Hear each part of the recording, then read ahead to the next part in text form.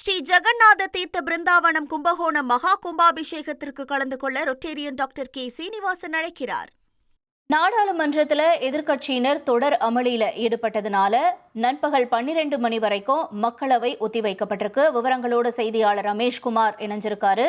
ரமேஷ்குமார், தொடரும் இந்த நாடாளுமன்ற பரபரப்பு பற்றி இன்னைக்கு நிலவரம் என்னவாக இருக்கிறது? விவரங்களை பதிவு செய்யலாம். நாடாளுமன்ற பட்ஜெட் கூட்டத்தொடரில் இன்றைக்கும் எதிர்க்கட்சிகளின் அமளி காரணமாக மக்களவை தொடங்கிய சில நிமிடங்களிலேயே நண்பகல் 12 மணி வரை ஒத்திவைக்கப்பட்டிருக்கிறது. எதிர்க்கட்சிகளுடைய அமளிக்கு முக்கியமான காரணம் நமக்கு தெரிந்தது போல மக்களவை எதிர்க்கட்சி தலைவர் ராகுல் காந்தியை அவையிலே பேச அனுமதிக்காதது, அதே போல இந்தியா அமெரிக்கா இடையில் மேற்கொள்ளப்பட்ட வர்த்தக ஒப்பந்தம் உள்ளிட்ட பல்வேறு விவகாரங்களை முன்வைத்து அவர்கள் அமளியிலே ஈடுபட்டார்கள்.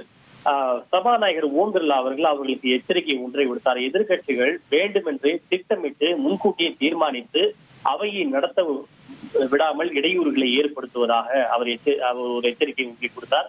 தொடர்ந்து அவை ஒத்திவைக்கப்பட்டிருக்கிறது.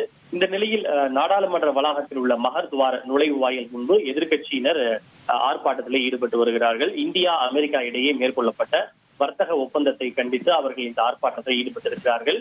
அவர்கள் என்ன கூறுகிறார்கள் என்றால், இந்தியா அமெரிக்கா இடையே மேற்கொள்ளப்பட்ட இந்த ஒப்பந்தம் என்பது ட்ரேடு டீல் அல்ல, மாறாக அது டிராப் டீல், ஒரு நமக்கு சிக்க வைக்கக்கூடிய பொறி போன்ற ஒரு ஒப்பந்தம் என்ற ஒரு குற்றச்சாட்டை முன்வைக்கிறார்கள்.